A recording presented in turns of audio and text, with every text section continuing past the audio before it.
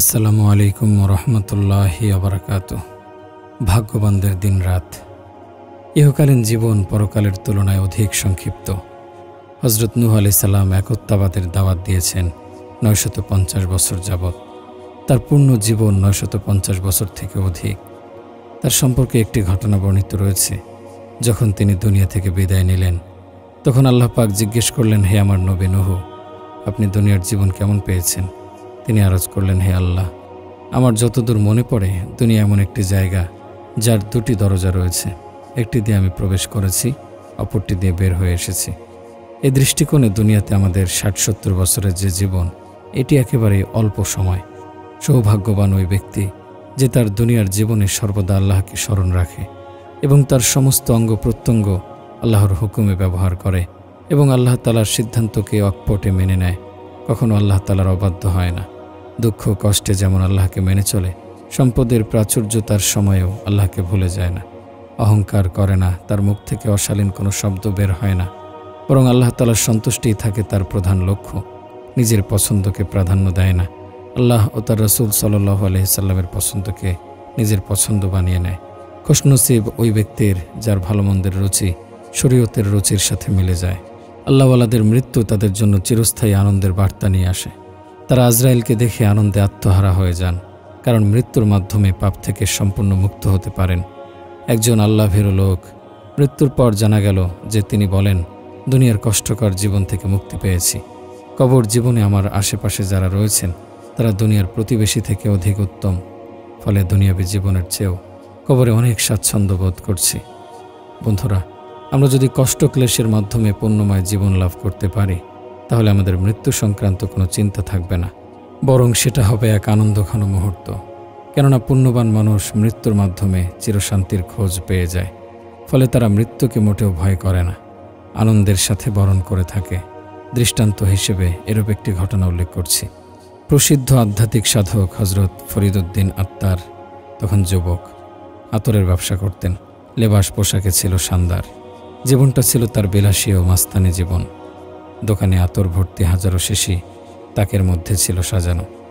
একদিন একজন ক্রেতা দোকানে এসে অত্যন্ত অস্থিরভাবে এদিক ওদিক তাকাতে লাগলেন।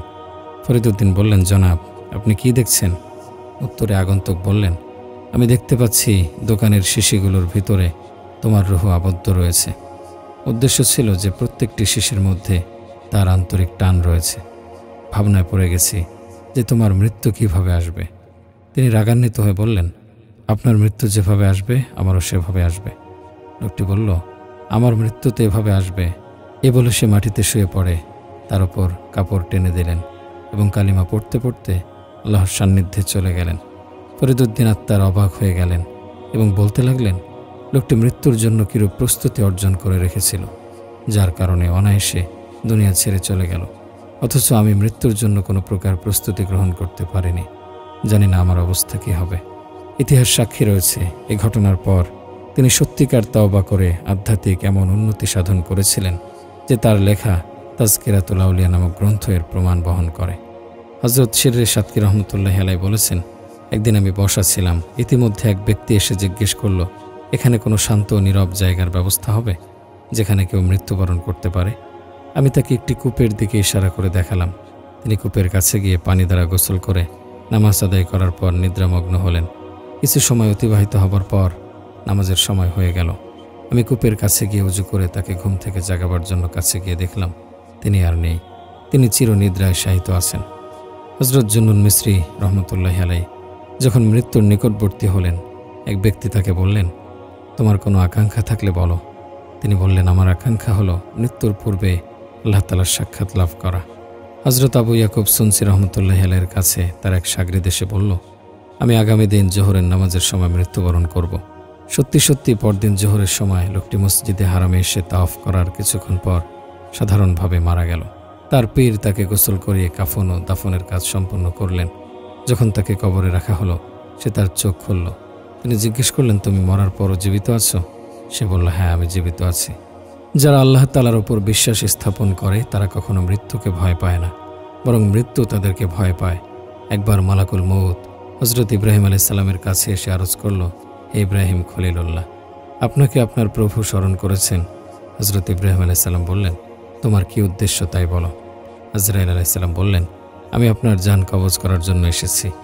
ইব্রাহিম আলাইসাল্লাম বললেন, আপনি কি এমন কাউকে দেখেছেন যে তার বন্ধুর জান কবজ করে নেয়? মালাকুল মউত আল্লাহ তালার দরবারে গিয়ে খলিলের এ কথাগুলো বলে দিয়েছে। আল্লাহ তালা আজরাইলকে বললেন, তুমি গিয়ে আমার খলিলকে বলো, আপনি এমন কাউকে দেখেছেন যে তার বন্ধুর সাথে সাক্ষাৎ করতে অস্বীকার করে?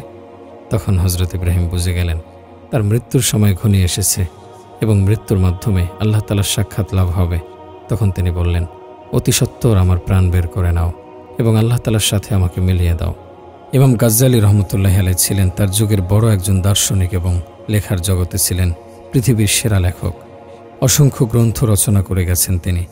এর মধ্যে ইহাউল উলুমুদ্দিন, মুকাশাফাতুল কুলুব এ দুটি গ্রন্থ অধিক প্রসিদ্ধ। একদিন তিনি সোমবার ফজরের নামাজ আদায় করে কাফনের কাপড় সংগ্রহ করলেন। কাপড়গুলোকে চুমু খেলেন এবং কাফনের কাপড় চোখের উপর রেখে বললেন, বিশ্ব প্রতিপালকের কাছে অত্যন্ত আনন্দের সাথে উপস্থিত হব। এ বলে কিবলার দিকে চেহারা করে মাটিতে শুয়ে পড়লেন। সাথে সাথে তার প্রাণ পাখি আল্লাহর দরবারে চলে গেল। আল্লাহ তাআলা কাউকে ক্ষমা করার জন্য উসিলা তালাশ করেন। কাকে কোন উসিলায় ক্ষমা করে দেবেন তিনিই জানেন। একজন বিদ্যাশূন্য মহিলা মৃত্যুর সময় বিড়বিড় করে কি যেন বলছিল। তার পার্শ্ববর্তী লোকেরা লক্ষ্য করে দেখল যে সে আরবি ভাষায় কথা বলছে। তখন স্থানীয় একজন আলেম সাহেবকে ডেকে আনা হলো, যেন বুঝতে পারেন সে কি বলছে। কান লাগিয়ে শুনে তিনি বুঝতে পারলেন, যার অর্থ হলো, দুজন লোক আমাকে বলছে তুমি জান্নাতে প্রবেশ করো।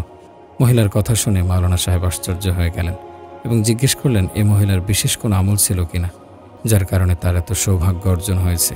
লোকেরা বলল, এ মহিলা একেবারে বিদ্যাশূন্য ছিল, তেমন কোনো আমল করতে আমরা দেখিনি। তবে সে আজানের সম্মানার্থে একটা কাজ করত। তাহলে আজানের ধ্বনি শোনার সাথে সাথে সকল কাজ ছেড়ে দিয়ে আজানের প্রতি মনোনিবেশ করতেন। হযরত আবু সাঈদ খুদরী রাদিয়াল্লাহু আনহু বর্ণনা করেন, একবার নবী করিম সাল্লাল্লাহু আলাইহি ওয়াসাল্লাম বাইরে তাশরিফ এনে দেখলেন লোকেরা খিলখিল করে হাসছে। হাসির ফলে তাদের দাঁত দেখা যাচ্ছিল।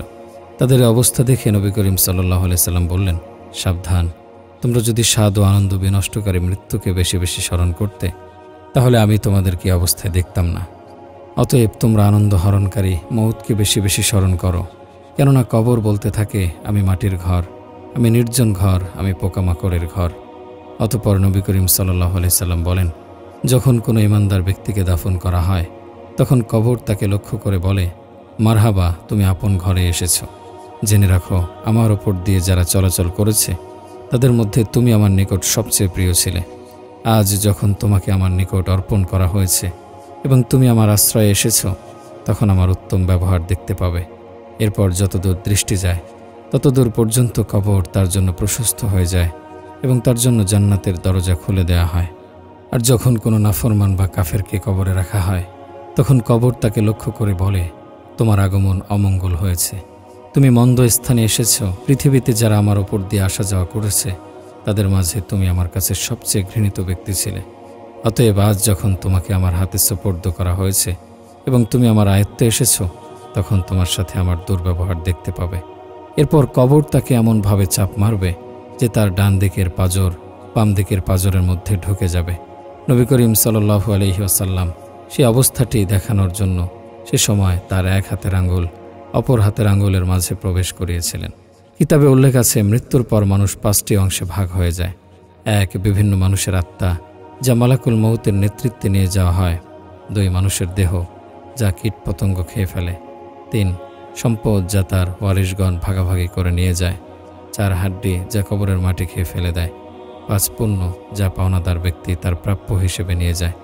তাহলে কেন আমরা পরনিন্দা করে, পরের হক নষ্ট করে নিজের পুণ্যগুলো বিনষ্ট করছি? শত্রুর দোষ চর্চা করার নামে সে কষ্টার্জিত পুণ্যগুলো তাকে দিয়ে নিজের বোঝা ভারী করছি।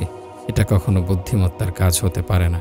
হাদিস শরীফে বর্ণিত আছে, আগুন যেমনইভাবে জ্বালানি কাঠকে পুড়ে ছারখার করে দেয়, হিংসাও তেমনইভাবে মানুষের পুণ্যগুলোকে নষ্ট করে দেয়। এছাড়া মানুষ যখন কারো গীবত তথা দোষচর্চা করে তখন তার দোষচর্চা করা হয়, তার গুনাহ মোচন হতে থাকে আর ভারী হতে থাকে দোষচর্চাকারীর পাপের বোঝা। এ বিষয়ে যারা প্রকৃত চিন্তা করে তারা জানে যে গীবত করে শত্রুপক্ষের ক্ষতি করা তো নয়, বরং নিজের কষ্টার্জিত পুণ্যগুলো তাকে দিয়ে দেয়া হয়। যারা আল্লাহ তাআলার অবাধ্য, তার নিয়ামতের প্রতি অকৃতজ্ঞ, মূলত তারা গুমরাহের অন্ধকারে নিমজ্জিত। তবে কেউ যদি সে অন্ধকার থেকে বেরিয়ে আসতে চায় তার জন্য আল্লাহ তাআলা পর্যাপ্ত উপায় উপকরণের ব্যবস্থা রেখে দিয়েছেন। সাইয়েদনা হযরত আবু বকর সিদ্দিক রাদিয়াল্লাহু আনহু বলেছেন, অর্থ 5 প্রকার অন্ধকার আছে যা দূর করার জন্য 5 প্রকার আলোর ব্যবস্থাও রয়েছে। 1, দুনিয়ার ভালোবাসা একটি অন্ধকার। এই অন্ধকার দূরীকরণের প্রদীপ হচ্ছে আল্লাহর ভয়। 2, পাপ হলো অন্ধকার, তাওবা হচ্ছে তার আলো। 3, কবর হলো অন্ধকার ঘর, কালিমা তাইয়্যিবা তার আলো। 4, পরকাল এক অন্ধকার, নেক আমল হচ্ছে তার আলো। 5, পুলসিরাত হচ্ছে অন্ধকার, আল্লাহ ও পরকালের প্রতি পূর্ণ ইয়াকিন বা আস্থা ও বিশ্বাস হলো তার আলো। এই 5 অন্ধকার থেকে পরিত্রাণের জন্য 5টি আলোর ব্যবস্থা করতে হবে, তা না হলে পরকালের গোটা জীবন অন্ধকার হয়ে যাবে। খাজা আজিজুল হাসান মজজুব রহমতুল্লাহি আলাইহি মৃত্যু সম্পর্কে বহু কাব্য রচনা করেছেন। তন্মধ্যে কয়েকটি তর্জমায়, মরণ তোমার বালাখানা বিরান করে দেয়, সেই মরণই কত খেলার মেলা ভেঙে দেয়। কত বীর বাহাদুর মরণ ছোঁয়ায় ধরাশায়ী হলো, কত জ্ঞানী গুণীজনকে আধার গড়ে নিল। আজরাইল আসিবে যবে মৃত্যু সুধা পান করিবে, করে নাও যা করার আছে, নইলে আফসোস করতে হবে। মায়ার ধরা ছাড়তে হবে, মাটির নিচে থাকতে হবে, কেউ যাবে না তোমার সাথে, আধার ঘরে পড়ে রবে। এখন যদি অবহেলায় কাটাও তুমি বেলা, যেদিন যাবে খোদার দ্বারে হবে তোমার জ্বালা। বরফ সম গলছে শুধু তোমার জীবনখানি, ধীরে ধীরে চুপে চুপে গলে হচ্ছ পানি। শ্বাস প্রশ্বাস আর কতদিন অচিন পড়ে যাবে, জেনে রেখো এটাও একদিন হঠাৎ থেমে যাবে। এই দুনিয়া সরাইখানা নয়তো আবাস ভূমি, শরাব পানে ভোগ বিলাসে মুক্ত হলে তুমি। চোখ ধাঁধালো রঙের মাঝে রমণীদের রূপের ঢলে, সরল পথে থেকে তুমি ডুবে যাবে তা না হলে। পরশ তাদের ছাড়ো তুমি, হাত ঝেড়ে নাও তাওবা করে, মনের ভুলেও পাপাচারে যাবে না কো তাদের ধারে। রূপ লাবণ্যের মরিচিকায় ঝাঁপ দিও না চোখের ধাঁধায়, এসব তোমার সর্প হয়ে অবিরত দংশিবে হায়। অস্থায়ী বসুন্ধরা প্রতারিত করবে তোমায়। ঘুমের ঘরে থাকো যদি অনুতাপে কি আর হবে, দুদিনের বসুমতি সাজিয়ে কি হবে তাতে।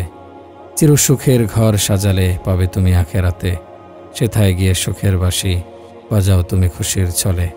পরকালে নাজাত পেলে চিরসফল তাকেই বলে। বন্ধুরা আমার, পার্থিব জীবনে আমাদের জন্য 2টি পথ খোলা রয়েছে। একটি অসৎ পথ যা শয়তানের পথ, অপরটি সৎ পথ তথা আল্লাহর মনোনীত পথ।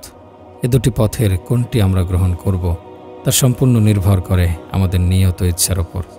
আজ আমরা যে পথ বেছে নেব তাই হবে আমাদের গন্তব্য।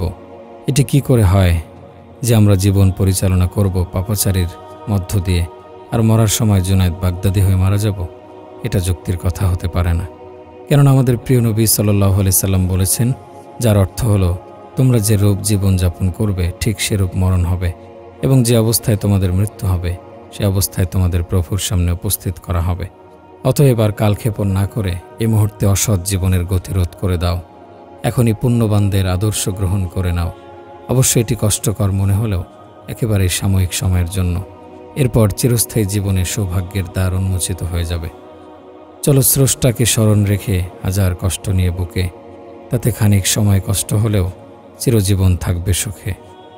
সৌভাগ্যবান তারাই যারা সৎ ও তাকওয়ার সাথে জীবন যাপন করে, তাদের জন্য মৃত্যুর সময় চির আনন্দের দরজা খুলে দেয়া হয়। আল্লাহ তাআলা আমাদের দ্বীন ও ঈমানের উপর চলার তৌফিক প্রদান করুন।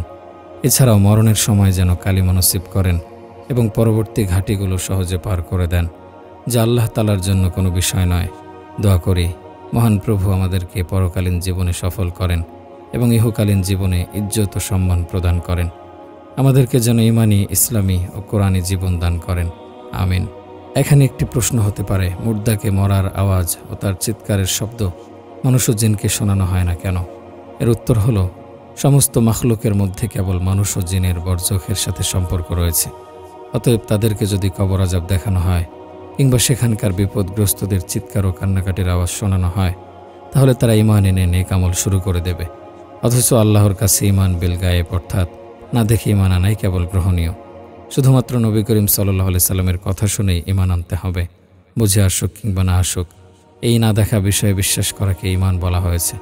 যেমন আল্লাহ তাআলা ইরশাদ করেন, ইন্নাল্লাযীনা ইয়াখশাউনা রাব্বাহুম বিল গায়বি লাহুম মাগফিরাতুন ওয়া আজরুন কাবীর।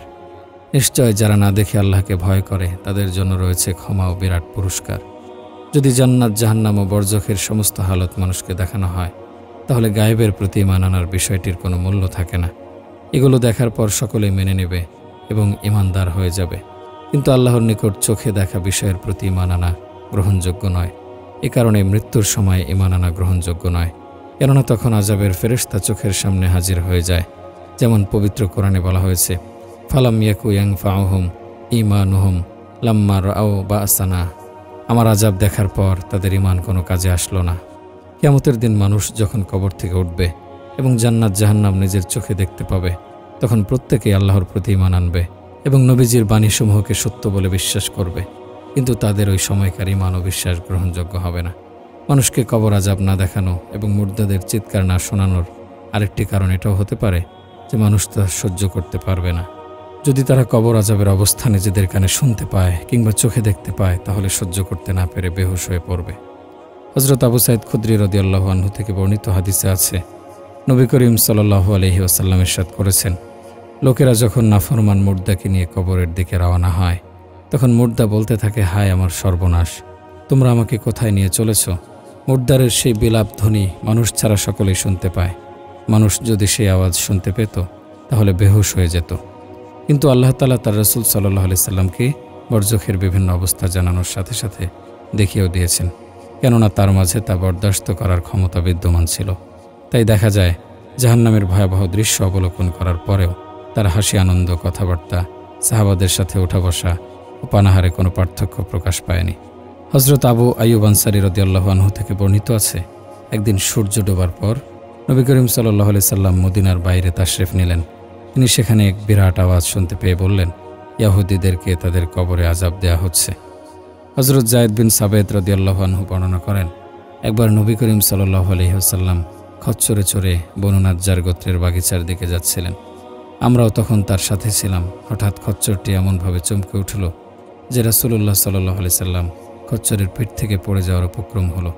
সেখানে 5টি কিংবা 6টি কবর ছিল। রাসূলুল্লাহ সাল্লাল্লাহু আলাইহি সাল্লাম বললেন, এই কবরবাসীদের পরিচয় কারো জানা আছে কি? এক ব্যক্তি বলল, আমি জানি।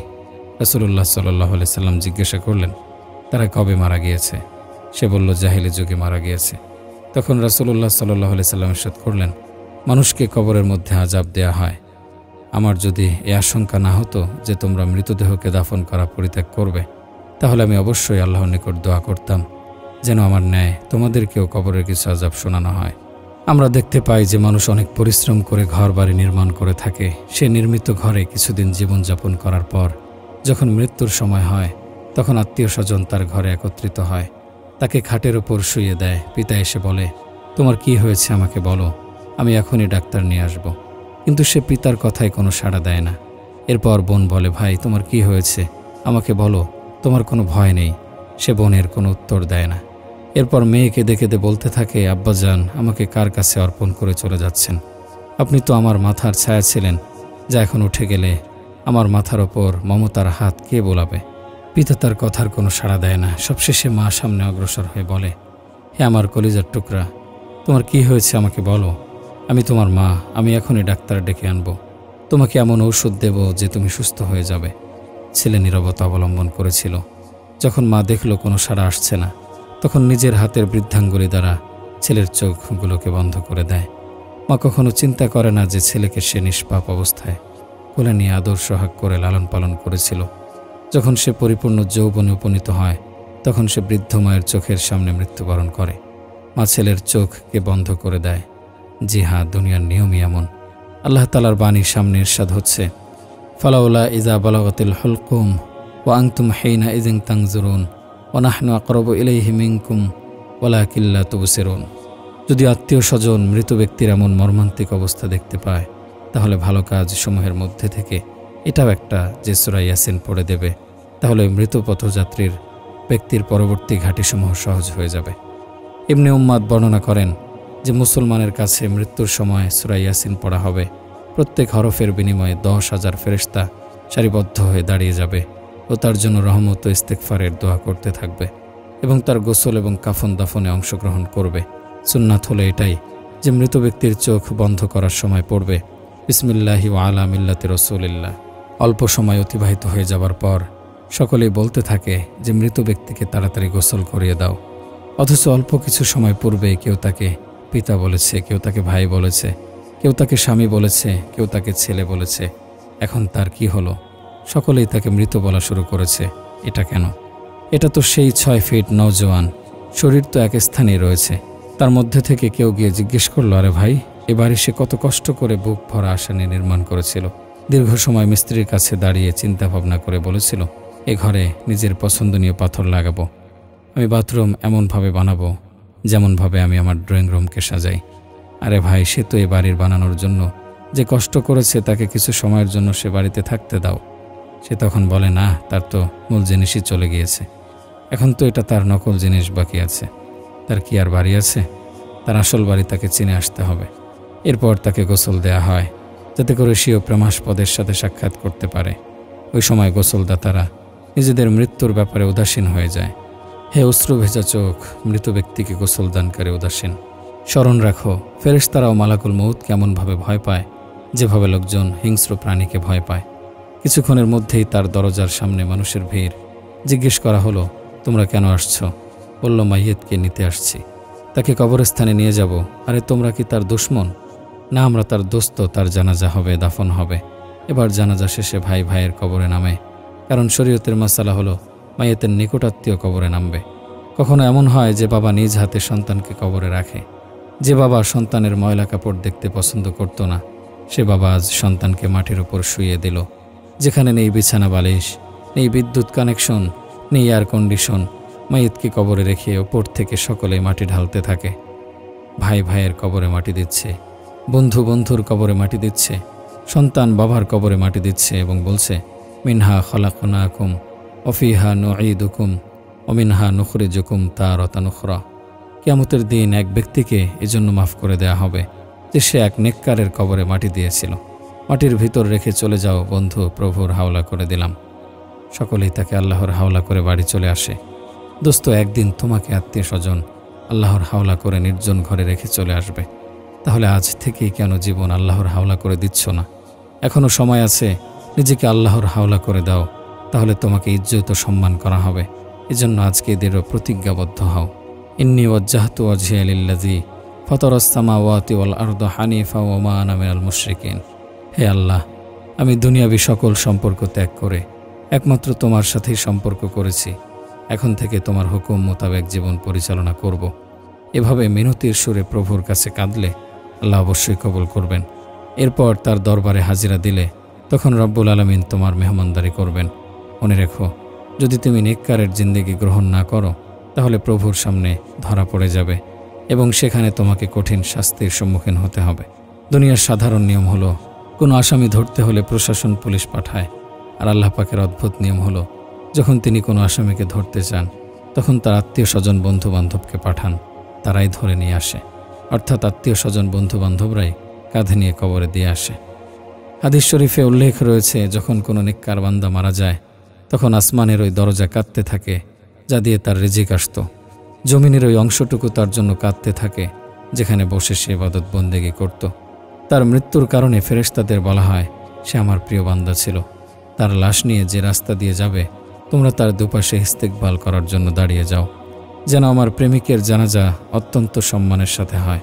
সুবহানাল্লাহ, কত আনন্দের কথা! ঘর থেকে কবর পর্যন্ত দুপাশে ফেরেশতারা তার ইস্তেকবালে দাঁড়িয়ে যায়। হাদিস শরীফে বর্ণিত আছে, হযরত সাদ রাদিয়াল্লাহু আনহুর জানাজায় এত পরিমাণ ফেরেশতা অবতরণ করেন যে স্বয়ং রাসূল সাল্লাল্লাহু আলাইহি সাল্লাম পায়ের জুতার উপর ভর করে চলছিলেন। কেউ জিজ্ঞেস করল, হে আল্লাহর নবী, এভাবে চলছেন কেন? উত্তরে বললেন, আসমান থেকে এত পরিমাণ ফেরেশতা অবতরণ করেছেন যে পা ফেলানোর জায়গা নেই। নেককারদের জানাজা এতটাই শানদার হয়, প্রেমিকের জানাজা তাই ধুমধামের সাথে বের হও। রাসূল আরবি সাল্লাল্লাহু আলাইহি সাল্লামের মৃত্যুতে আল্লাহর আরশ পর্যন্ত কেঁদেছিল, কিন্তু কবরের কাঠিন্যতা তারও হয়েছিল।